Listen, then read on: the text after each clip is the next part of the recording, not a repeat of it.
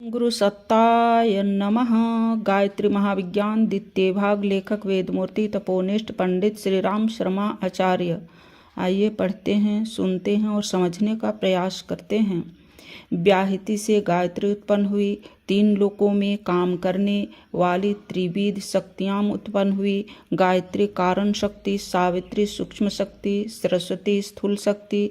यह एक ही ईश्वरीय शक्ति जब भिन्न भिन्न स्थितियों में होती है तब भिन्न भिन्न नामों से पुकारी जाती हैं। ज्ञान की स्थूल शक्ति का नाम वेद है। यह वेद शक्ति ब्रह्मा के रूप में अवतीर्ण हुई। ब्रह्मा ने उस शक्ति को व्यवस्थित रूप देकर सर्वसाधारण के लिए उपयोगी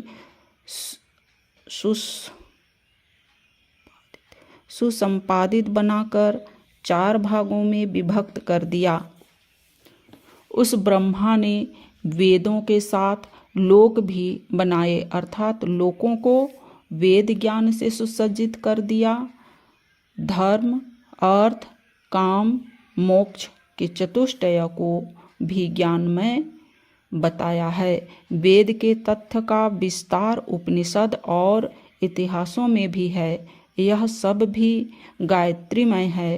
प्रत्येक जाति में, श्रेणी में जो विशेषता होती है वह प्रशंसनीय होती है। उसी का वैभव होता है। उसी की महत्ता से उस वर्ग का गौरव होता है। देवताओं में अग्नि, मनुष्यों में ब्राह्मण, पर्वतों में सुमेरु, नदियों में गंगा, ऋतुओं में वसंत, प्रजापतियों में ब्रह्मा श्रेष्ठ हैं, विशेष हैं, असाधारण हैं, महत्वपूर्ण हैं। इसी प्रकार संपूर्ण छंदों में, संपूर्ण ज्ञानों में, संपूर्ण शक्तियों में गायत्री श्रेष्ठ हैं, विशेष हैं। गायत्री का प्रत्येक शब्द क्या है, इसे भलीभांति समझने की आवश्यकता है।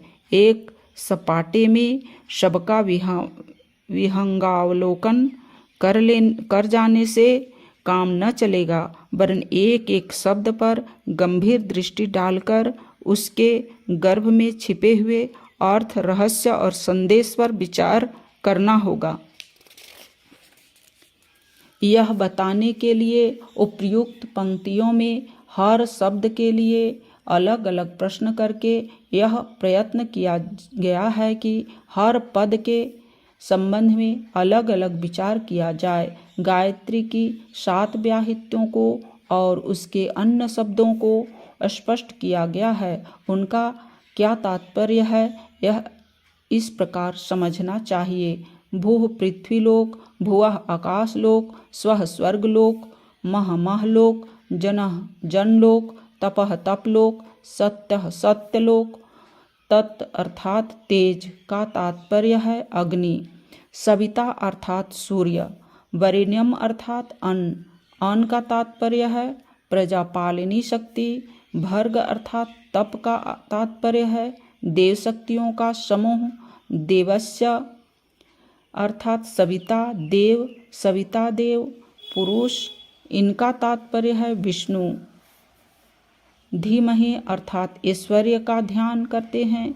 ऐश्वर्य का अर्थ है प्राण, अध्यात्म, परम पद, महेश्वर, योनः प्रचोदयात् अर्थात काम, काम वह जिसके कारण लोक का संचालन होता है, अर्थात बुरे कर्मों का संहार करने वाली कामना नृशंस अर्थात गर्हित है।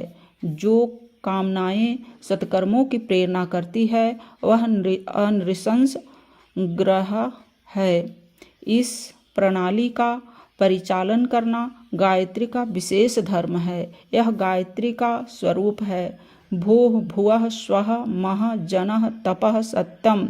यह 7 लोक है। 7 लोकों का बार बार स्मरण करना इसलिए आवश्यक है कि मनुष्य अपनी समस्याओं, कठिनाइयों, स्वार्थों और लोभों की ओर देखते रहने की संकुचितता से ऊंचा उठकर विश्व ब्रह्मांड की ओर देखे।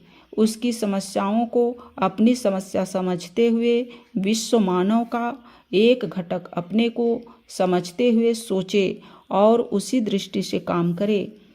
तत्सविता वरेण्यम भर्ग देव, इन 5 शब्दों द्वारा तेज, उष्णता, अन्न, दिव्यता और परमात्मा, इन 5 महान आवश्यकताओं की ओर ध्यान केंद्रित किया गया है। यह पांचों पदार्थ जीवन की अनिवार्य आवश्यकताएं हैं। इन्हें अधिकाधिक मात्रा में संचित करना आवश्यक है। तेजस्विता, प्रतिभा, शालीनता, पुरुषार्थ, पराक्रम यह तत् शब्द के अंतर्गत है। उष्णता, स्फूर्ति, पाचन शक्ति, निरोगता, सुदृढ़ता यह सब सविता से संबंधित है। अन्न, वस्त्र, दुधारू पशु, गृहिणी, संतति एवं अन्न, संपत्ति, जीवन उपयोगी वस्तुएं वरेण्य शब्द के अंतर्गत है। दिव्यता अनेक सद्गुण, योग्यताएं, शक्तियां, सामर्थ्य भर्ग शब्द से संबंधित है। गायत्री को पहचानने वाला इन पांचों की आवश्यकता का अनुभव करता है और अपने पुरुषार्थ एवं दैवी सहायता से उन्हें प्राप्त करता है। धीमहि कहते हैं ध्यान को, जिसका ध्यान उस मंगलमय परमात्मा का ध्यान, जिसको हृदय में धारण कर लेने से, उसके नियमों पर चलने से सब प्रकार की सुख शांति मिलती है। ऐश्वर्य, प्राण शक्ति, आत्मदर्शन तथा परम पद की प्राप्ति होती है।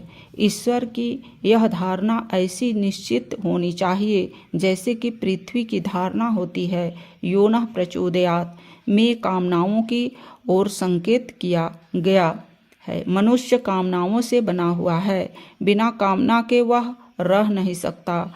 काम उसका स्वभाव है, क्योंकि कामना के कारण, इच्छा के कारण यह संसार चल रहा है। पर हमारी कामना नृशंस नहीं होनी चाहिए। स्वार्थ, लोलुपता, निर्दयता, लोग आदि की नृशंसता से बचते हुए ऐसे काम का सेवन करे, ऐसी कामनाएं करे जो धर्म मूलक हो, सबके लिए श्रेयस्कर हो। यही गायत्री का स्वरूप है। इस लक्षण को स्थित करना, यह मार्ग पर चलना, यही गायत्री की असाधारण उपासना है। ओम शांति।